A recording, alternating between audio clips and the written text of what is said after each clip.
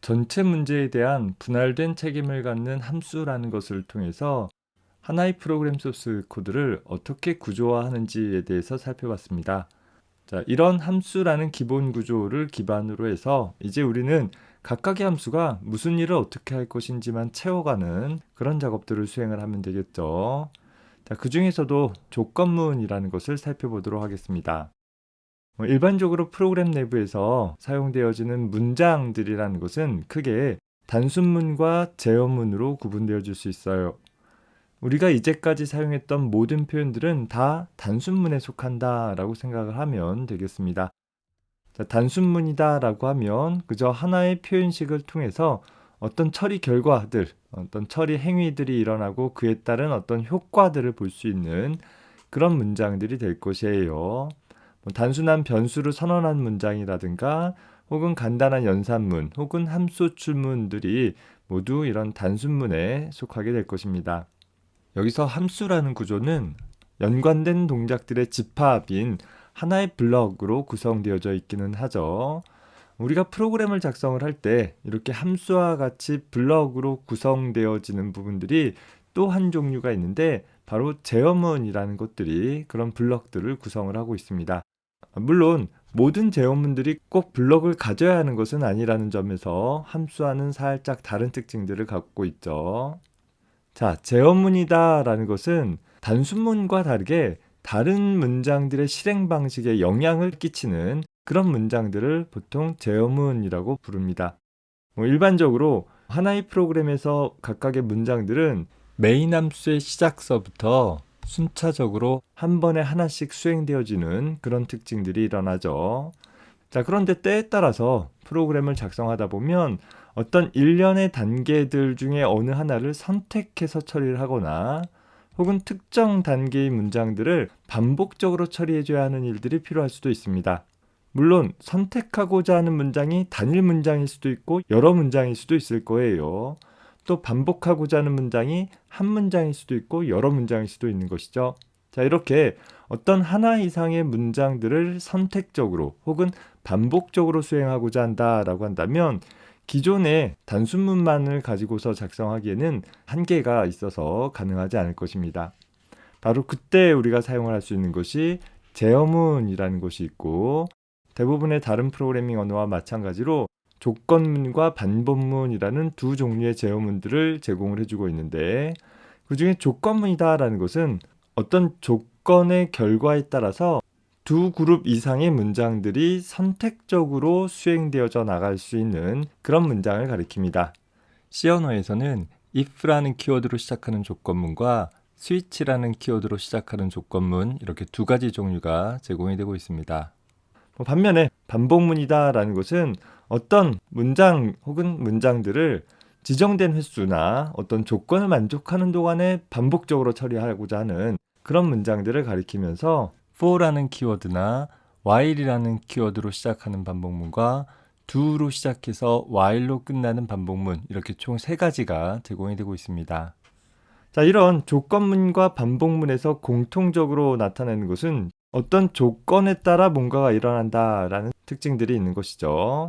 예를 들어서 우리가 뭔가 선택적으로 수행하고자 한다라든가 반복적으로 수행하고자 한다라고 하면 어떤 기준에 따라 선택을 할 것인지 또 언제까지 반복해야 할 것인지들을 판별할 수 있는 어떤 조건 평가식들이 필요하게 될 거예요. 아침에 집을 나설 때 우산을 가져갈지 말지를 결정할 수 있는 어떤 조건이 있을 것이고 내가 줄넘기를 한다라고 하면 줄넘기를 100번까지 했느냐 안 했느냐라는 것을 판별할 수 있는 어떤 조건들이 필요하겠죠. 따라서 이런 제어문들에서는 보통 조건 평가식을 통해서 제어문들을 어떻게 수행을 할지를 결정을 해 나가게 되는 것입니다. 자, 그래서 우리는 프로그램적으로 조건을 어떻게 기술하는지를 먼저 좀 확인을 해볼 것이고 그 내용을 기반으로 해서 다양한 조건문을 구성하는 방법을 살펴보도록 하겠습니다. 자, 먼저 살펴볼 것은 비교 연산자 혹은 관계 연산자라고 불리우는 연산자를 좀 살펴볼 것이에요.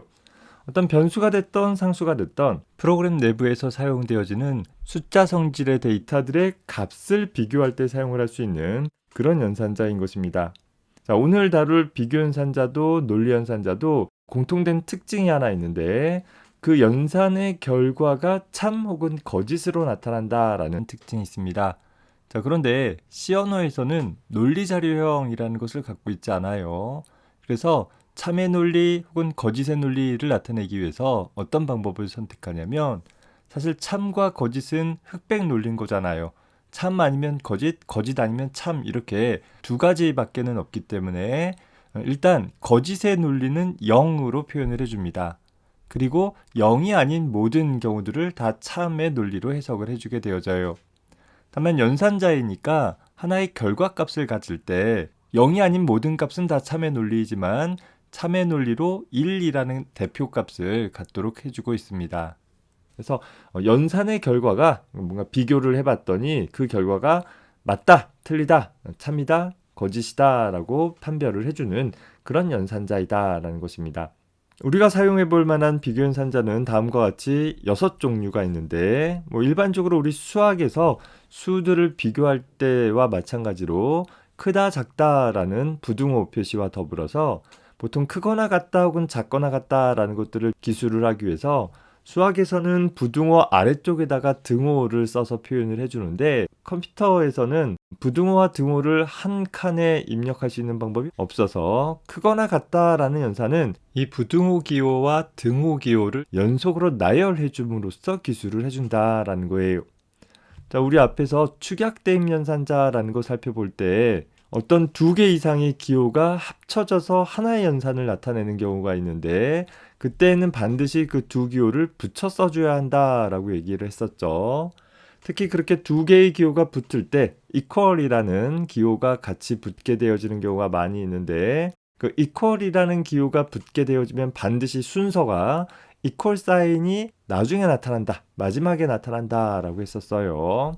여기 부등호와 등호 중에서 부등호가 먼저 나오고 등호가 나중에 나오는데 이 순서가 바뀔 수 없다, 또 이 두 개의 기호는 떨어질 수 없다라는 것 꼭 기억해서 딱 이렇게 생긴 모양의 연산자가 크거나 같다라는 것을 판별하는 비교 연산자가 된다라고 기억을 해두기 바랍니다.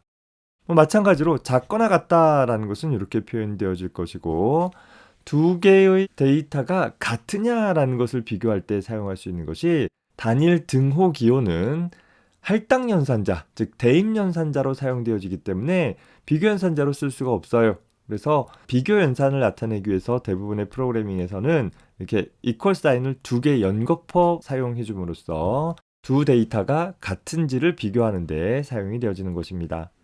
자, 같으냐라고 물어봤다라고 하면 같지 않냐, 즉 다르냐라고 물어보는 경우들도 필요할 수 있겠죠. 자, 그런 경우에는 보통 not equal의 의미로 제일 마지막에 나타난 느낌표 equal이라는 사인을 통해서 역시 두 피연산자 항의 값이 서로 다른지를 평가해 볼 수도 있는 것입니다.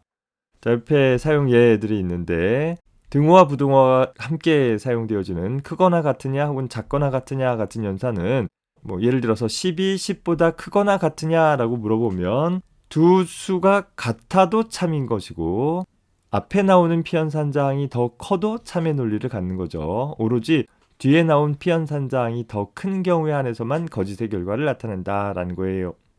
마찬가지로 작거나 같으냐라고 한다면 앞에 있는 값이 작지 않을 때, 즉 앞에 있는 값이 더 큰 경우에 한해서만 거짓의 결과를 갖는 것이고, 같은 경우나 혹은 뒤에가 더 큰 경우에는 모두 다 참의 결과를 갖게 될 것입니다.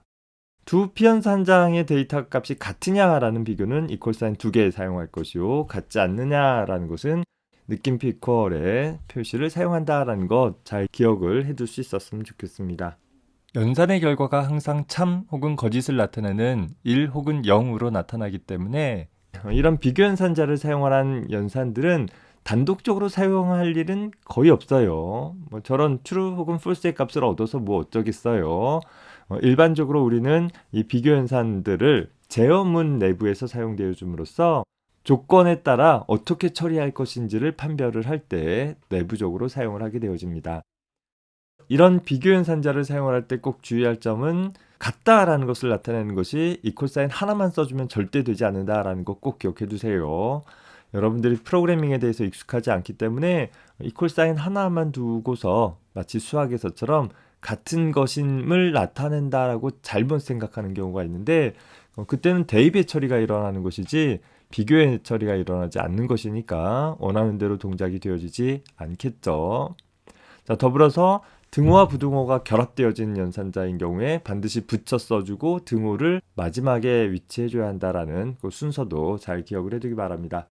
자, 더불어서 같다를 나타내는 연산자를 사용할 때 보면 부동소수점수를 비교할 때에는 때때로 오차가 포함되어질 수 있다라는 점을 염두에 둬야 될 것입니다. 왜 그런가 하면 부동소수점수라는 것은 코드값 하나가 숫자 하나를 정확히 나타내는 방법이 아니라 근사화되어진 방법으로 수를 표현하게 되어지죠. 그래서 아주 큰 어떤 정수라든가 혹은 아주 작은 어떤 소수 같은 것들을 비교할 땐 분명히 두 수가 다른데도 불구하고 같다라고 평가되어질 수도 있다라는 점 참고하기 바랍니다. 자, 또 하나 비교 연산자를 사용을 할 때 하나의 피연산자가 서로 다른 두 개의 비교 연산자에 의해 공유되어져서 사용되어질 수는 없다라는 점도 기억을 해두기 바랍니다. 이 아래쪽에 나와 있는 것처럼 어떤 x라는 값이 2보다 크고 5보다 작다라는 표현, 수학에서 굉장히 많이 사용하는 표현이죠. 그런데 이런 표현 자체는 우리 C 언어에서 해석되어지기로는 항상 이항연산자로서 이 비교연산자는 두 개의 피연산자를 취해서 연산을 수행을 하고 그 결과값을 낸다라고 했어요. 다시 말해서 여기 오른쪽에 나와 있는 것처럼 x가 2보다 큰지를 먼저 평가를 하고 그에 따라 참 혹은 거짓으로 1 혹은 0의 값을 갖게 되어지고 그 결과값과 5를 비교하는 일들이 발생되어져서 1이 됐던 0이 됐던 항상 5보다 작잖아요. 그래서 x값과 관계없이 항상 참인 표현이 되어진다라는 것입니다. 따라서 이런 표현들, 어떤 두 가지 비교연산의 결과들을 한데 묶어줄 일이 필요한데 그때 사용하는 것이 바로 다음에 나오는 논리연산자입니다. 자, 논리연산자라는 것은 피연산자항으로 어떤 논리값을 가지고서 피연산자항으로 제공되어지는 논리값들을 한 덩어리로 묶어주는 어떤 논리들을 조합하는 데 사용되어지는 연산자가 논리연산자입니다. C 언어에서 논리연산자는 세 가지 종류가 제공이 되어지는데 and, or와 not 이라는 연산자가 있어요. 우리말로는 각각 논리곱, 논리합, 그리고 논리부정이라고 부르기도 합니다. not이라는 연산자는 단항 연산자로 피연산자를 하나만 취하고 and와 or와 연산자는 이항 연산자로 피연산자를 두 개를 취하게 되는데 자, 요 아래쪽에 나와 있는 표를 참고를 해보면 논리곱 혹은 and 연산이라고 불려지는 것은 두 피연산자항 중 어느 하나라도 거짓의 논리를 갖고 있으면 A가 거짓의 논리를 갖던 B가 거짓의 논리를 갖던 혹은 둘 다 거짓이던 어느 하나라도 거짓의 논리를 가지면 거짓의 결과값을 갖는, 반대로 말해서 두 피연산자항이 모두 다 참일 때만 참의 논리를 갖는 그런 연산자입니다. 반면에 논리합 혹은 오화 연산자라고 불리어지는 것은 연산 기호가 소문자 L이나 대문자 I를 나타내는 것이 아니라 우리 역슬래시와 같이 기록되어 있는 그 표식이에요. 수직선 같이 기록되어져 있는 것인데 이런 논리합 연산자는 두 피연산자 중에 어느 하나라도 참의 논리값을 갖고 있으면 결과적으로 참의 값을 갖는, 다시 말해서 둘 다 모두 다 거짓일 때만 거짓의 논리를 갖는 그런 연산자를 가리킵니다. 논리부정이라는 연산은 단항 연산자로 뒤에 오는 피연산자의 논리값을 그대로 논리 반전시켜주는, 즉 거짓일 땐 참, 참일 때는 거짓의 논리를 만들어주게 됩니다.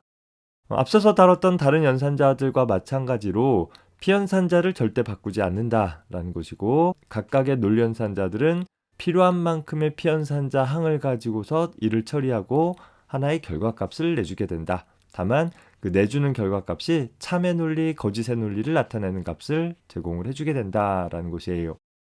이 논리연산자들의 이름이 논리곱 연산, 논리합이라는 연산자의 이름을 갖고 있는 것은 가만히 보면 현재 논리곱 연산자는 A, B라는 두 수에 대해서 마치 곱셈 연산한 결과들을 갖는 듯한 결과를 갖는다라는 거예요. 또 논리 합 연산자는 A, B라는 두 피연산자들에 대해서 덧셈 연산을 수행한 것과 비슷한 결과를 갖는데, 다만 차이점은 1 더하기 1이 아니라 참 더하기 참이기 때문에 참의 논리를 갖는다라는 형태로 표현이 되어지는 거죠. 그래서 산술적 곱셈 혹은 산술적 덧셈과 비슷한 특징들을 지닌다라고 해서 논리곱 혹은 논리합이라는 연산 이름을 취하고 있습니다. 다만 산술적인 의미는 전혀 없어요. 또 하나 헷갈리지 말아야 될 것은 우리 앞에서 비트 연산자라는 것 간단히 살펴봤었는데, 비트 연산자라는 것은 두 피연산장을 구성하고 있는 개별적인 비트들에 대해서 논리 연산을 수행을 하는 것이죠. 다만 현재 여기서 다루고 있는 논리 연산자라는 것은 현재 두 피연산자의 항의 값들을 어떤 비트열로 바꾸어서 개별적인 비트들에 대해서 연산을 수행하는 것이 아니라 논리연산자에서 제공되어지는 피연산자항이 나타나는 논리값을 통째로 해석을 해가지고서, 즉 피연산자항의 값이 0이면 거짓의 논리로, 0이 아니면 참의 논리로 해석을 해서 하나의 논리 결과값을 만들어낸다라는 것에 좀 주의를 해주기 바랍니다. 이런 논리연산자들은 주로 언제 사용되어지냐면 비교연산의 결과들을 묶어줄 때 사용되어질 수 있다라고 했었죠. 우리 앞에서 봤던 x라는 변수의 값이 2보다 크고 5보다 작다라는 논리는 어떤 논리가 되어져야 하냐면, 일단 x라는 변수의 값이 2보다 큰 조건이 하나 있어야 될 거예요. x는 2보다 크다라는 조건을 만족하되, 또 하나 만족시켜야 될 것은 그 x라는 변수가 5보다 작아야 하는 조건도 동시에 만족해줘야 하는, 즉 2보다 큰 조건과 5보다 작은 조건을 동시에 만족해줘야 한다라고 하니까, 두 피연산장이 동시에 만족할 때만 논리 참을 얻을 수 있는 논리 곱 연산자로 묶어줄 필요가 있다라는 것이에요. 연산자의 우선순위라는 거 살펴보면 비교연산자의 우선순위가 논리연산자의 우선순위보다 더 높아요. 따라서 굳이 여기 이렇게 괄호로 감싸주지 않더라도 이렇게 두 가지 비교연산의 결과들을 논리연산자로 묶어주면 각각 비교연산의 결과들을 다시 논리 곱 연산 수행을 한다, 이렇게 기억을 해두면 되겠습니다. 자, 더불어서 논리 합 연산자 같은 경우는 어떤 경우를 쓸 수 있냐면, 이 경우에 해당하지 않는 경우들을 찾아보고 싶다라는 거예요. 즉 x라는 값이 2보다 작거나 같고 혹은 5보다 크거나 같은 경우가 발생하는지를 찾고 싶다라고 한다면, 이 경우와 다르게 x가 2보다 작은 값을 갖는 경우나 혹은 5보다 큰 값을 갖는 경우는 절대 동시에 일어나지는 못하는 상황일 거예요. 2보다 작은 상황이 일어나면 반드시 5보다 크지 않을 것이고, 5보다 큰 상황이라면 반드시 2보다는 작지 않겠지만 어느 하나의 경우라도 만족하면 만족된다라고 했을 때 그때 사용할 수 있는 것이 논리 합 연산자입니다. 그래서 우리 벤 다이어그램 같은 것으로 표현한다라고 하면 논리 곱 연산은 양쪽에 모두 속한다라는 교집합 부분을 나타내는 것이고, 논리 합 연산자는 어느 한쪽에도 속하면 되는 합집합 부분을 나타내는 표현으로 생각해 볼 수도 있을 것입니다. 이런 논리연산자들을 사용을 할 때 주의할 점은, 논리연산자는 피연산자항의 값이 0이냐 아니냐를 가지고서 거짓이냐 참으로 판단되어진다라는 것이죠. 기본적으로는 비교연산의 결과들을 한 덩어리로 묶어줄 때 사용되어지기는 하나, 비교연산의 결과가 아니어도 논리연산자가 사용되어질 수 있어요. 다만 그 값이 0이면 거짓으로 해석되어지고 0이 아니면 참으로 해석되어진다라는 그런 특징만 있을 것입니다. 따라서 비교연산이 아닌 경우를 굳이 논리연산으로 묶을 필요는 없을 거예요. 또 하나 생각해 볼 것은, 논리연산자 중에서 이항연산자인 논리곱 연산과 논리합 연산의 경우에서는 모든 표현식들을 항상 평가하는 것이 아니라 필요에 따라서 연산의 결과값들을 확정할 수 있는 상황에서는 나머지 연산들을 수행하지 않을 수도 있다라는 거예요. 자, 논리곱 연산 같은 경우에는 첫 번째 피연산자항의 값이 거짓이면 두 번째 피연산자항이 무엇이든 상관없이 항상 거짓의 논리를 발생시킬 수 있게 되겠죠. 다시 말해서 두 피연산자가 주어졌는데 첫 번째 피연산자항을 검사해보면, 이 예에서 볼까요? x가 0이라는 값을 갖고 있다라고 하면 어차피 첫 번째 피연산장이 거짓의 결과를 가졌으니까 두 번째 피연산장을 평가하지 않더라도 이 전체를 거짓의 논리로 결과값을 내줄 수 있겠다라는 거예요. 그래서 그 경우에는 실제로 좀 더 빠른 처리를 하기 위해서 두 번째 표현식을 처리하지 않는다라는 특징을 갖고 있습니다. 마찬가지로 논리합 연산 같은 경우에는 첫 번째 피연산장이 논리 참이다라고 하면 굳이 두 번째 피연산장을 보지 않더라도 그 결과를 참으로 만들어낼 수 있다라는 특징들이 있는 것이겠죠. 그래서 이렇게 첫 번째 피연산장을 가지고서 전체 논리의 결과값들을 만들어낼 수 있다라고 하면 두 번째 표현식을 처리하지 않을 수 있다라는 것이고, 이것이 그냥 일반적인 경우에는 전혀 문제가 없어요. 그런데 어떤 경우냐면 그 두 번째 표현식 내에 증감연산자와 같이 피연산자 값을 바꿀 수 있는 연산자를 포함하고 있다라고 한다면 두 번째 표현식이 처리됐느냐 안 됐느냐에 따라서 피연산자 값이 바뀔 수도 있고 바뀌지 않을 수도 있는 것이겠죠. 그래서 그런 경우에 하나 좀 유의를 해주기 바랍니다. 물론 앞에서 나와 있는 것처럼 두 번째 표현식을 처리하던 처리하지 않던 바뀌는 것이 아무것도 없다라고 한다면 우리 입장에서는 별로 의미가 없을 거예요. 컴퓨터 내부적으로 조금 더 빠르게 처리할 수 있는 하나의 대안적인 방법에 불과하겠죠. 하지만 여기 두 번째 표현식이 예를 들어서 x뿔뿔이라고 처리되었다라고 하면, 혹은 뿔뿔x라고 처리되었다라고 한다면 두 번째 표현식이 처리가 되어지면 x값이 바뀔 것이고, 두 번째 표현식이 처리가 안 되면 x값이 바뀌지 않는 일이 일어날 수 있다라는 것만 주의를 해주기 바랍니다. 자, 마지막으로 살펴볼 것은 조건연산자라는 것이 있습니다. C 언어에서 유일한 사망연산자로 물음표와 콜론이라는 두 개의 연산 기호가 분리되어져서 세 덩어리의 표현식으로 구성되어진 연산자입니다. 얘 또한 연산자예요. 따라서 연산의 행위를 할 것이고 그에 따른 연산의 결과값을 갖게 되어질 것입니다. 사망연산자는 어떻게 동작되어지냐면 첫 번째 표현식에 하나의 조건식을 써주게 되어져요. 앞서서 봤던 비교연산자나 논리연산자를 통해서 참 혹은 거짓의 값을 갖는 조건식을 써주고, 그 조건식의 결과가 참이냐 거짓이냐에 따라서 이 두 번째 있는 표현식 혹은 세 번째 있는 표현식이 이 전체 연산의 결과값을 만드는 데 관여가 되어집니다. 즉, 첫 번째 조건 평가식의 값이 참이면 이 전체 표현식의 결과값은 얘가 될 것이고, 거짓이면 얘가 되어진다라는 것이죠. 자, 그래서 이런 조건 연산자를 이용을 하면 간단한 조건에 따라 서로 다르게 동작할 수 있는 구문을 만들 수 있는데, 한 사용 예가 아래와 같습니다. 어떤 두 수 x, y가 있다라고 했을 때 그 두 수 중에서 누가 더 작으냐라는 것을 만들어내기 위해서 이렇게 구성을 해볼 수 있는 것이에요. 현재 x라는 변수의 값이 y라는 변수가 더 작다라고 한다면, 작은 것이 맞다라고 한다면 이 사망연산자로 표현한 이 표현식의 전체 결과값으로 x라는 값이 만들어지는 것이고, x가 y보다 작지 않다라고 한다면 y가 만들어진다라는 거예요. 즉, x나 y 중에서 더 작은 수의 값이 이 전체 연산의 결과값이 되어져서 min이라는 변수에 저장이 된다라는 거죠. 반대로 다음과 같은 연산은 x와 y 중에서 어떤 수가 더 크냐라는 것을 나타낼 때 만들어질 수 있는 그런 표현이기도 하는 것입니다.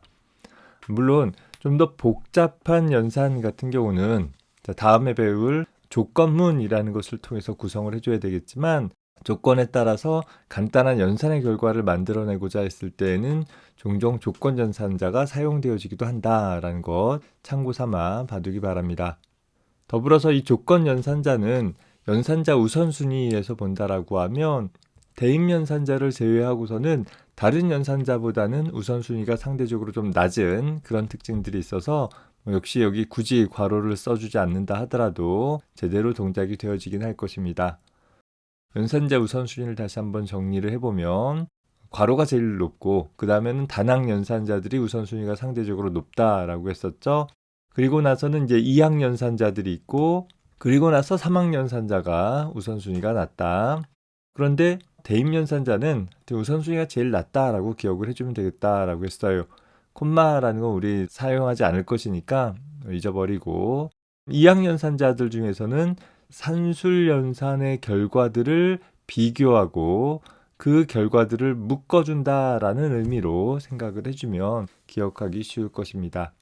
기본적인 연산자의 우선순위를 기억해 줌으로써 괄호의 사용을 조금 줄여 나갈 수 있는, 또 명료하게 어떤 식으로 동작하는 것인지를 이해할 수 있도록 해보기 바랍니다.